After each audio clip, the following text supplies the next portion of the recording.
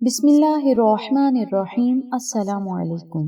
21 رمضان المبارک طریقہ اسلام کا وہ المناک دن ہے جب خلیفہ چہارم حضرت علی رضی اللہ تعالی عنہ نے جام شہادت نوش فرمایا۔ اس دن کو باب العلم کی یاد میں گزارا جاتا ہے۔ آپ کی شہادت کی وجہ سے اس دن کو یتیموں کی سرپرستی اور غریبوں کی امداد کے حوالے سے بہت اہمیت حاصل ہے۔ آج 21 رمضان المبارک اور بدھ کا مقدس دن ہے۔ روایات کے مطابق اس عشرے میں فرشتے زمین پر اترتے ہیں اور اللہ تعالیٰ بندوں کی دعائیں قبول فرماتا ہے، حاجات پوری کرتا ہے، دل کی خواہشات کو پورا کرتا ہے۔ مسند احمد کی روایت کے مطابق حضرت جابر بن عبداللہ رضی اللہ تعالی عنہ بیان کرتے ہیں، آقا علیہ صلاۃ والسلام نے مسجد فتح میں پیر منگل اور بدھ کو دعا مانگی۔ بدھ کے دن ظہر اور عصر کے درمیان آپ صلی اللہ علیہ وسلم کی دعا قبول ہوئی اور آپ صلی اللہ علیہ وسلم کے چہرے مبارک پر خوشی کے آثار دیکھے گئے۔ اسی لیے بہت سے علماء کرام اس وقت کو دعا کی قبولیت کے لیے خاص سمجھتے ہیں۔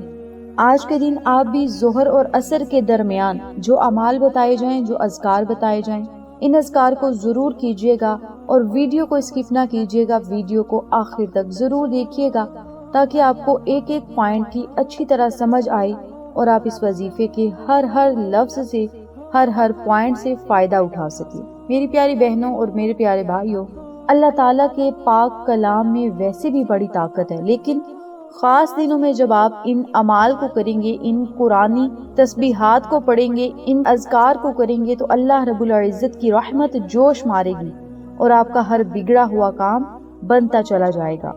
آج کے اس بابرکت دن سب سے پہلے کام جو آپ نے کرنا ہے وہ صدقہ خیرات ہے۔ حضرت علی رضی اللہ تعالی عنہ کی نیت سے یتیموں اور مسکینوں کو کھانا کھلانا یا مالی امداد کرنا آج کے دن کے ساتھ بڑا خاص اور مؤثر ہے۔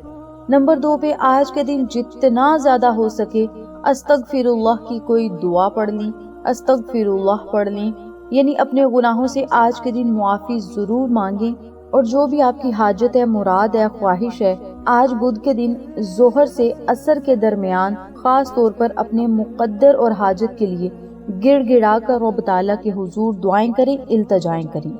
آج بڑا دن، بڑا موقع ہے، تو آپ نے سب سے پہلے اپنی پریشانیوں کو، مصیبتوں کو ختم کرنے کے لیے اللہ رب العزت سے دعائیں کرنی ہیں، التجائیں کرنی ہیں، اور نیت یہ کرنی ہے، مولا اس بابرکت دن کی بدولت ہماری تمام حاجات اور مرادوں کو پورا فرما، پریشانیوں کو ختم فرما، ہم جو مانگتے جائیں ہمارا مقدر بنا دے، محمد وآل محمد صلی اللہ علیہ وسلم کے صدقے۔ جو بھی آپ کی پریشانی ہے، نیت ہے، حاجت ہے، اس کی آپ نے نیت کرنی ہے۔ نیت کرنے کے بعد 129 مرتبہ نماز ظہر اور نماز عصر کے درمیان سورۃ الکوثر پڑھنی ہے۔ سورۃ الکوثر آپ سب کو پتہ ہے پریشانیوں کا بہت بہترین علاج ہے، خزانہ ہے، دل کو سکون پہنچانے کے لیے، دماغ کو سکون پہنچانے کے لیے اور روح کی تسکین کے لیے۔ سورۃ الکوثر ایک نہایت مجرب وظیفہ ہے، اور اس عمل کو، اس قرآنی سورت کو آقا علیہ صلاۃ والسلام نے بھی پریشانی کے عالم میں پڑھا تو نبی علیہ صلاۃ والسلام کو تسلی بھی ملی اور دل کو سکون بھی ملا۔ ہر پریشانی کو ختم کرنے کے لیے، مصیبتوں سے نکلنے کے لیے، اللہ کی رضا حاصل کرنے کے لیے اور روحانی سکون کے لیے، رب تعالیٰ کی غیبی مدد حاصل کرنے کے لیے سورۃ الکوثر 129 مرتبہ آج کے دن ضرور پڑھنی ہے۔ نمبر 2 پہ استغفر اللہ کا ذکر پاک 313 مرتبہ، چلتے پھرتے، اٹھتے بیٹھتے، جتنی مرتبہ آپ پڑھنا چاہیں آج کے اس مقدس اور بابرکت دن میں پڑھ سکتے ہیں۔ نمبر 3 پہ آپ نے جو کام کرنا ہے، جو وظیفہ پڑھنا ہے، جو قرآنی الفاظ پڑھنے ہیں، یہ وہ عمل ہے، وہ وظیفہ ہے جسے ہم کمزوری کا ہتھیار کہتے ہیں۔ اسے پڑھنے کا طریقہ نوٹ کر لیں۔ نماز ظہر اور عصر کے درمیان کسی بھی وقت آپ یہ عمل کر سکتے ہیں۔ اگر ان دو نمازوں کے درمیان یہ وظیفہ نہ کر سکیں تو افطار سے پہلے آج کے اس بابرکت دن یہ عمل ضرور کریں۔